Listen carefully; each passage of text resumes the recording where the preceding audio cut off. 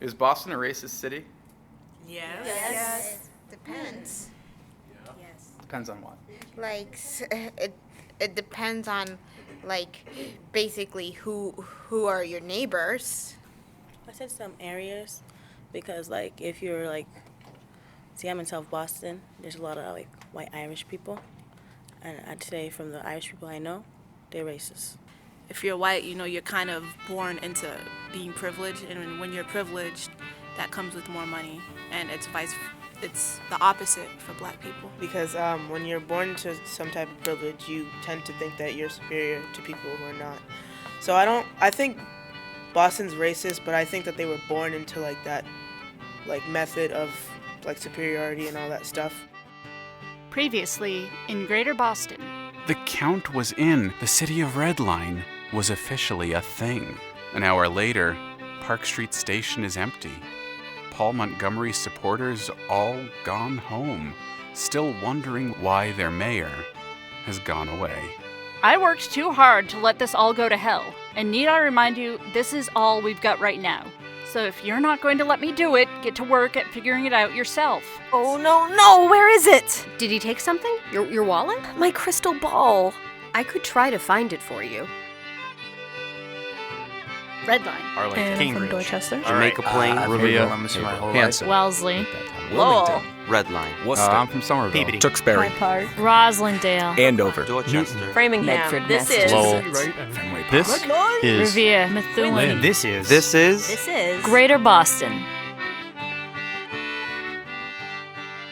This week in Greater Boston, Episode 13, Mayor Linzer-Coolidge and the Lottery.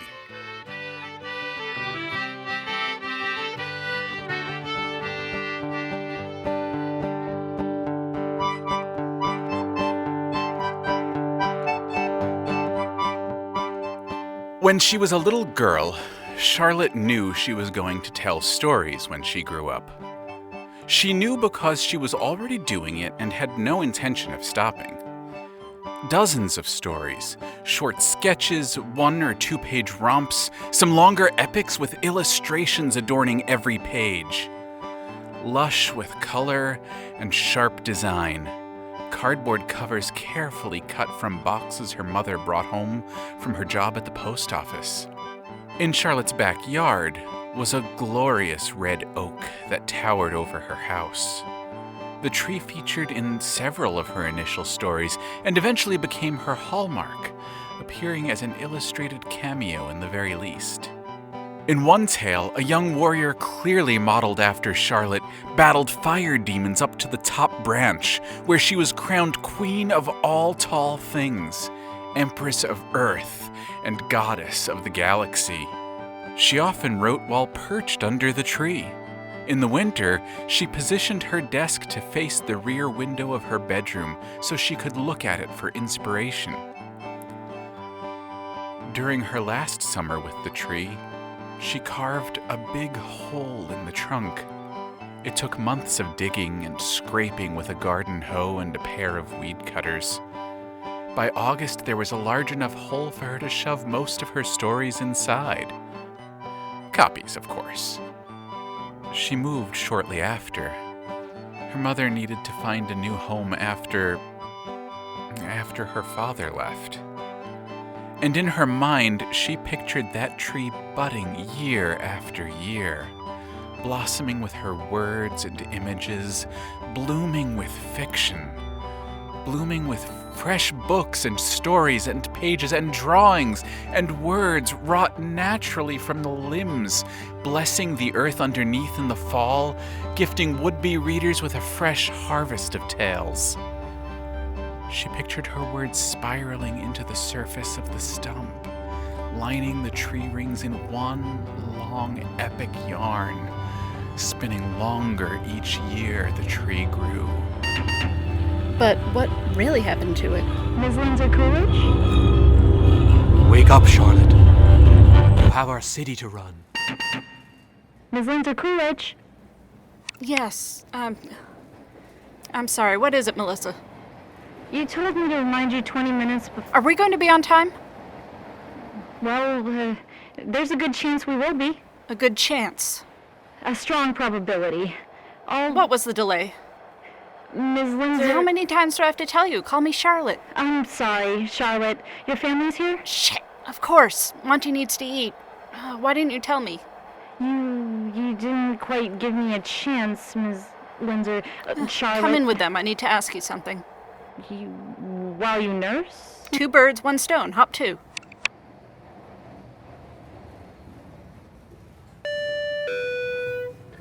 Good morning, passengers. It's 10:14 a.m. and we're approaching Broadway Station. A friendly reminder that we did have a slight delay this morning, and so we will be offering emergency shuttle services at the next stop for any citizens with a provable work or health-related deadline. Submit your documentation by the end of the month, and the lead car will reimburse you accordingly. We do apologize about the inconvenience, and remember to thank your rail hosts for their hospitality.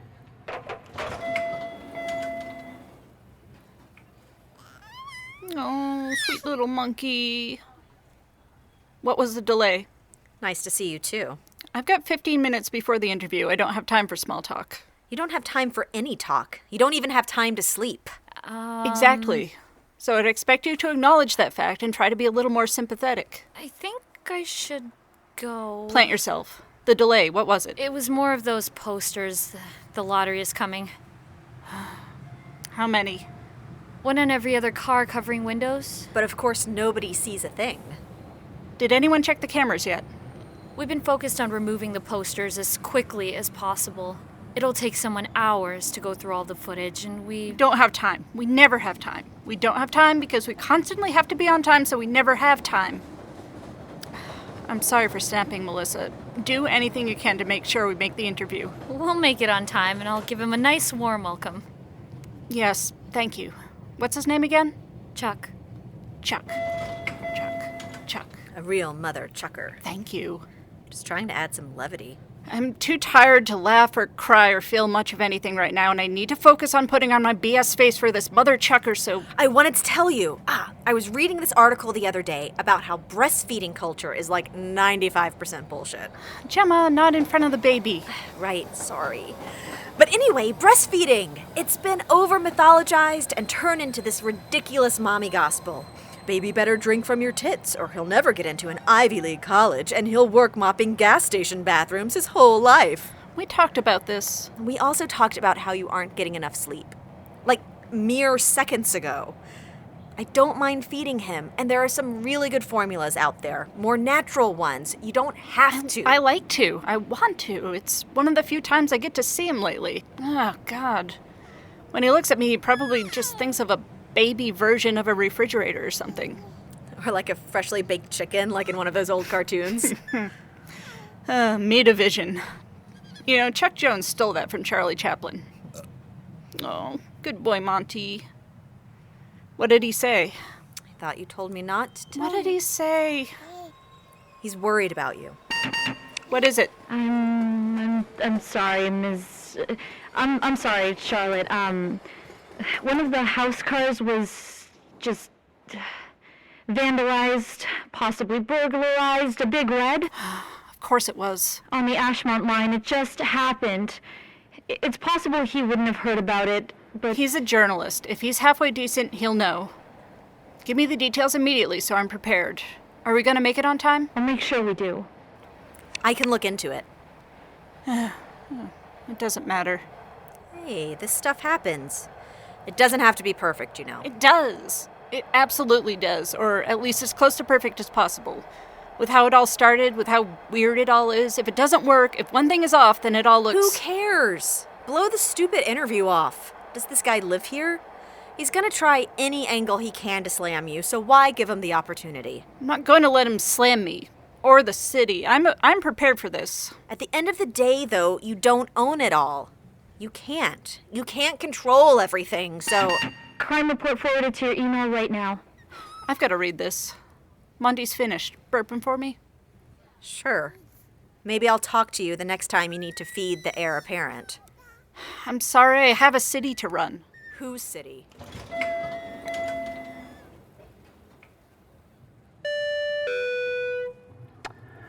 Okay, folks, we're pulling into JFK UMass now. I'd like to remind everyone, both on the platform and in the train, that this is a commute-ity car. If you're visiting from out of town or just generally unfamiliar, welcome to Red Line, the only suburban, free-roaming city in the known world. In order to accommodate both the residents of Red Line and Greater Boston commuters, we've set aside a dozen or so specific trains that run during peak business hours.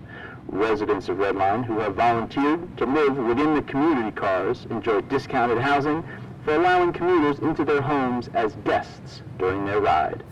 Please pay your fare directly to your rail hosts. Payments will go directly to help support our unique city, which helps guarantee your next trip will be just as pleasant as this one. If you're interested in becoming a resident of Red Line, ask your rail host for a flyer. They'd be more than happy to share their experience with you. Welcome to Red Line if you're just joining us. If you're leaving Red Line, have a wonderful day, and we'll see you underground the next time you've got somewhere to go.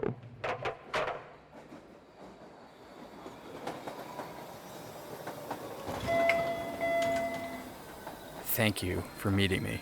Oh, it's my pleasure. Please, have a seat. I'm going to record you. Is that okay? Of course. Okay.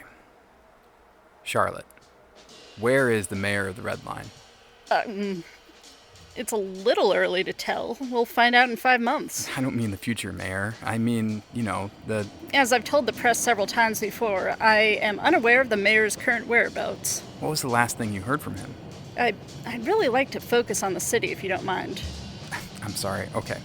Off the record here, I can tell you're not... I can Oh, tell... no, it's fine. It's just... It's my boss. This whole story has people's attention. Like, some people don't even believe it. The guy wins the referendum and just takes off. It's like, it's like the mystery of it, right? The more people wonder where he went, the more they talk about where he could be. Some people don't even believe it. They think it's like a publicity stunt or something. And other people think that it's like a spook story. Like, if you become a citizen, you might spot the mayor preaching between cars, or he'll lull you to bed at night with lullabies sung from the operator's intercom. Just please, bear with me. Bearing. Okay. Picking back up.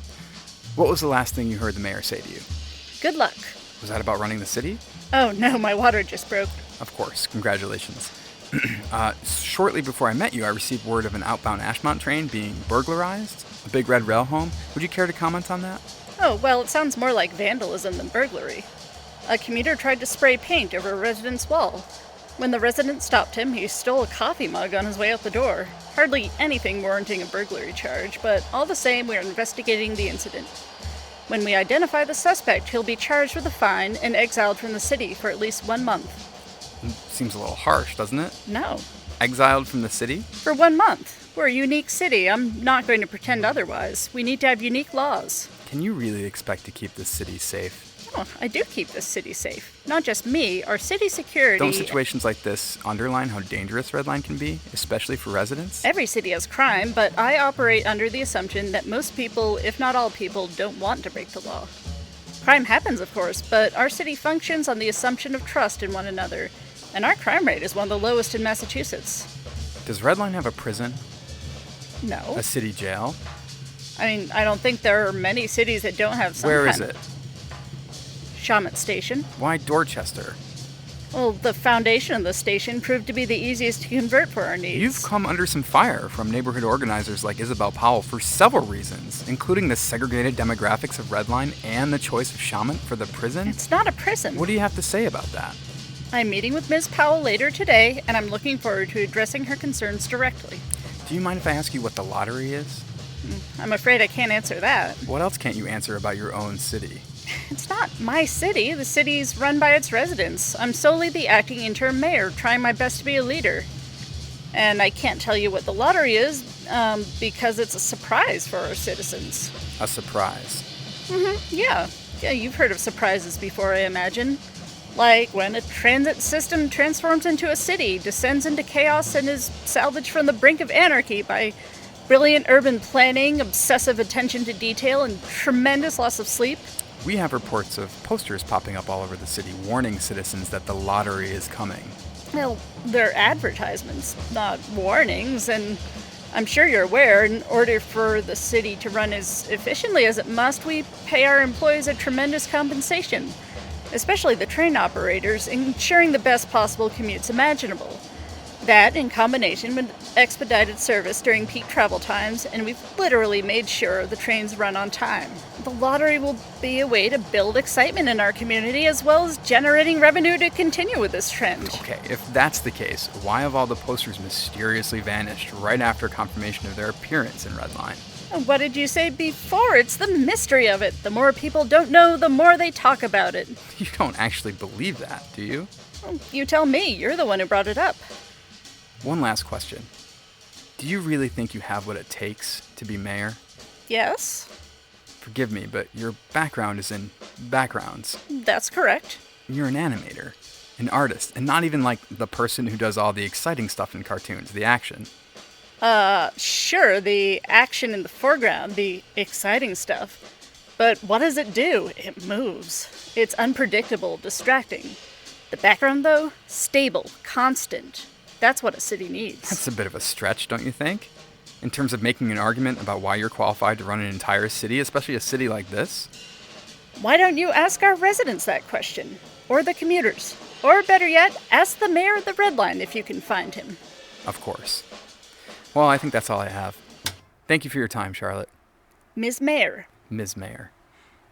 Off the record, one more question if you don't mind. Have you heard that some residents want to draft your wife as a mayoral candidate?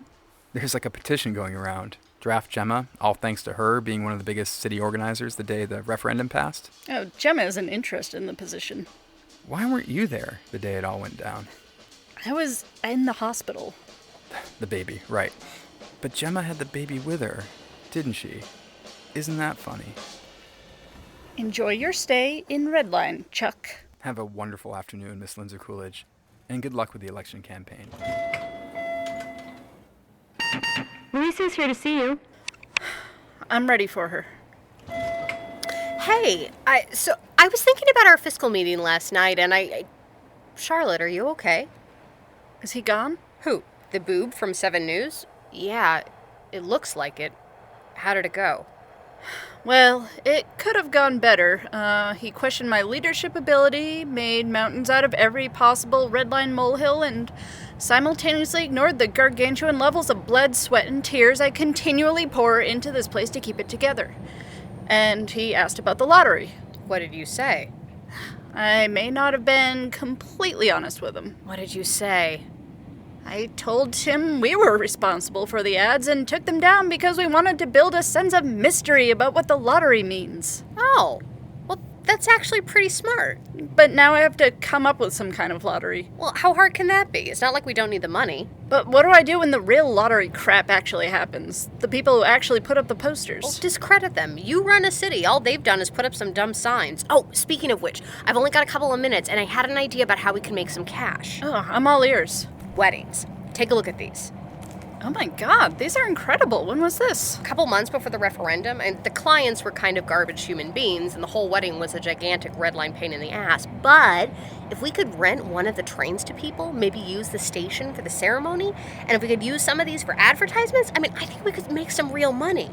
That's funny. I think I remember this. It was the day Can we really use these images? I own the copyright. I don't see why not. Oh, this is amazing. Thank you. You've been a real breath of fresh air today. Considering we're in an underground city, that's quite the compliment. Tell Gemma I said hi. Oh, speaking of which, any luck with the crystal? Oh, she's still asking about it. I haven't seen anything new. I'm keeping my ear to the ground. I just can't help thinking. Gemma had her iPhone out. Her diaper bag was with her purse. And why would someone take the crystal ball? You think someone had a personal motive to take it? I can't understand why they would otherwise, but I also just can't understand a motive. It's very odd. Oh, speaking of motive, thank you for how fast you took pictures of that big red vandalization. Thank you for everything. What's been the hardest thing that you've had to manage or handle or run on your own, and why was it difficult? School. I would say school. Probably balancing school and work. School, I guess, because I have an IEP, so it was kind of hard for me. Money. Probably getting into the routine of cooking, living, keeping clean. I had to go through a transition process from going to school in Haiti and then coming here, not only having to learn the language, but just coping with the new system. And when you get your first job. I got my first job when I was 14, and I thought, oh my gosh, I have all this money in the world, like I can spend it on everything. And then it comes time to like when your parents see like, oh, she has a job and maybe she can help with this and maybe she can help with that.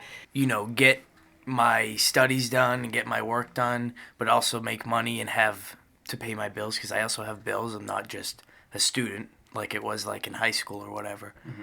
Finding a place to sleep, because I used to be homeless and cops would continuously kick you out of where you're sleeping. I had to like get help on that like constantly, and teachers been helping me, like sound out the words and stuff. So. And since I'm like a first generation in my family to go to college, it's kind of like hard because none of my parents know anything about college. So everything is like on you, and you have to do everything by yourself. Just keeping track of your money, even though you want to spend your money on everything, I think it's completely hard. So a lot of stuff I had to learn on my own, a lack of guidance in the structure that I needed for school. And the reason why it's difficult is because you have so many stuff going outside of school, especially you have to work to get to school, like to be able to afford it. I don't know, I think my personal being is like the hardest thing I have to manage on my own, like my emotions and stuff. I don't know. Yeah, my feelings. Handling my feelings on my own without talking to anybody about it has been the hardest thing to do.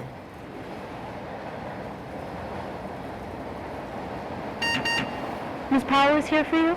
Thank you. Send her in right away. Ms. Powell, wonderful to meet you. Mayor Linzer-Coolidge, it's truly a pleasure. Oh, no need to call me that until it actually happens. Charlotte is perfectly fine. Of course. Charlotte. Have a seat. I'm impressed with the modesty of your office. Very tight and cozy in here, how I like it. I'm sure you haven't had much time for frivolity. I'm always amazed when people fall into important positions and make interior decorating their primary concern. Thank you. The truth is, if I'd had time, I'd work on making this a little more welcoming, but time is a commodity around here, in more ways than one. It's simply marvelous. The level of organization. I have this nephew. Commutes to Tufts in Somerville, all the way from Dorchester. His first semester grades were rotten. I'm helping out with tuition, and our agreement is I see his grades, he gets my check. So midterms rolls around, and I get a peek. What's going on, I ask him. Nothing, he mumbles. Always mumbling, but this was a particularly sullen mumble. So I get it out of him eventually. Tells me it's the commute. It's simply too far, and with the constant train delays, he's consistently late. Some classes, if he's tardy, he gets a 0 that day. Doesn't matter how good his work is, how much he studies. I need to live closer, he says, on campus, but I can't afford it, so I looked into it myself. Housing on campus is downright criminal, and rent up there is certifiably insane. I'm old enough to remember when Somerville was actually somewhat affordable. Those days are gone. Still, we worked out a plan and started putting a little nest egg away. Get through the semester, I tell him, and I'll figure something out. Salvage this. Some kids his age, they have this issue going 1 or 2 blocks. The closer they are, the harder it is for them to get their ass to class. He's not like that, you understand. He's a good boy. And this semester, he hasn't been late once, not once. And that's all thanks to you. Hardly. Oh, don't sell yourself short. This is all you're doing. Your planning, your organization. Simply marvelous. Which begs the question, why didn't you implement it earlier? Excuse me? Don't get me wrong. It's admirable how you were able to pick up the pieces. I just don't understand why everything had to be destroyed in the first place. I wasn't. I mean, the mayor left, and we just all assumed... Yes, assumptions. Very dangerous, aren't they? Like the assumption that Salmwood Station would make a fine jail for your city. Miss Powell, you need to understand, this was never supposed to be my responsibility. I had no idea the mayor planned to abandon us. I believed in him. Do you know how much that hurts? I was certain that he'd thought this through. I want to believe you, Charlotte. But tell me which is worse. The idea that the mayor had no plan for the city should the referendum pass, or that he did have plans and failed to share them with his second in command. There were never any concrete plans, only suggestions, conversations. I mean, to be honest, I never thought the referendum would pass. But I'm here now. I'm listening. I'm willing to do whatever it takes to address your concerns. Good. Because the demographics of Red Line demand dramatic readjustments up and down the line. Readjustments? That's correct. What kind of readjustments? I'd think that would be obvious. Red Line is the name of our city. But there are several people I know who think of it not as a city, but as a barrier. A line we are forbidden to cross. A line separating us from better educational opportunity, or opening a small business, or a new life in a safer neighborhood. A line denying us a housing loan, a line encircling us, encircling the entire neighborhoods of Dorchester, Roxbury, and Mattapan. You know about the line I'm referring to, yes? I know enough. Enough frequently isn't enough. You could help us take back the term Red Line. Turn it into a symbol of change and opportunity. But if Red Line keeps the same dynamics as the greater Boston area it sprang from, it'll all be for nothing. But doesn't that dynamic make a certain amount of sense? For whom? I just don't understand what else we can do. Dramatic readjustments, up and down the entire line. Housing readjustments. Correct. Don't you see how impractical that is? Impractical? You'd be asking people to move out of their homes they've been living in for almost a year, and many of them have made tremendous sacrifices, opening their doors to strangers. Our city moves. It's not stationary, and all sorts of people step into their homes on a daily basis. I'm not talking about the commuters. I'm talking about the residents. And when you look at the demographics of the people forced to open their doors to commuters for the benefit of discounted housing versus those who refuse, those who have the privilege of paying more rather than opening their doors to any soul they don't know, well, I'm guessing it isn't a terribly big surprise how those demographics break down. Your system is income-based, which amplifies the already existing inequality. Change would be slow, but it's hardly impractical. You'd begin with the mandate that in order to live on Red Line, everyone would need to open their doors to commuters for at least part of the day. From there, you could slowly and systematically embrace a unified system of complete equality. Ms. Powell, I greatly respect your position, but you cannot put this all on me to change. I'm not. I knew you'd oppose. I came here today as a courtesy. I'm running against you for mayor of Red Line.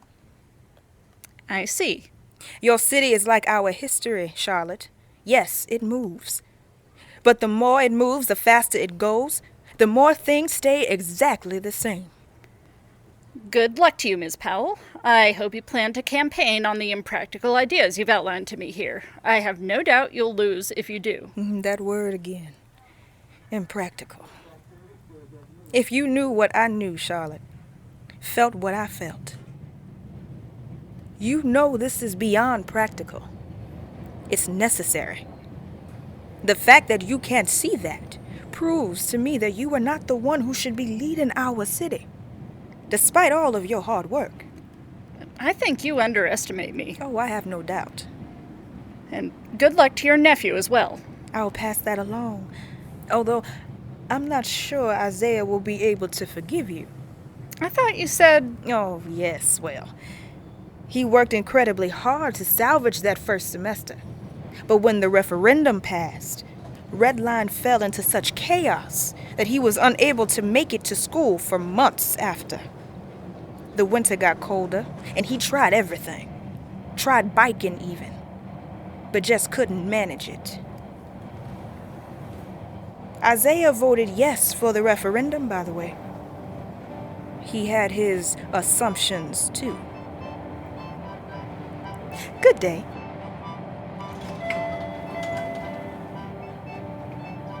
And so, long after Charlotte moved away, the Tree of Tales continued to bloom with fresh stories and... No. Excuse me? The tree never sprouted with stories. Charlotte's imagination may have blossomed with possibility, but her stories failed to serve as seeds. In fact, exactly 1 year and 7 months following Charlotte's move, the tree in her backyard began to die. It withered slowly, the branches turning brittle and neon white. Few of Charlotte's stories managed to stay lodged inside the hollowed trunk, and none managed to merge with their red oak host. While some were stuck deep inside the dying bark, others blew away until their words and images were ruined by mud, rain, or other such natural censors. 2 years and 3 months after Charlotte and her mother moved away, new owners purchased their former residence and chopped the tree down at the stump, using the wood for timber, burning piece by piece in their freshly installed fireplace. All that remained behind was a thick stump. No words spiraled along its center, only bare tree rings, circles within circles. Finally, even the stump was removed, its roots pulled from the earth. Fresh grass was planted where the tree had been, and soon it was like the tree had never existed. But in Charlotte's mind, the tree grew. Its leaves budded and blossomed with her words and fiction, and no story grew greater than the one she told herself.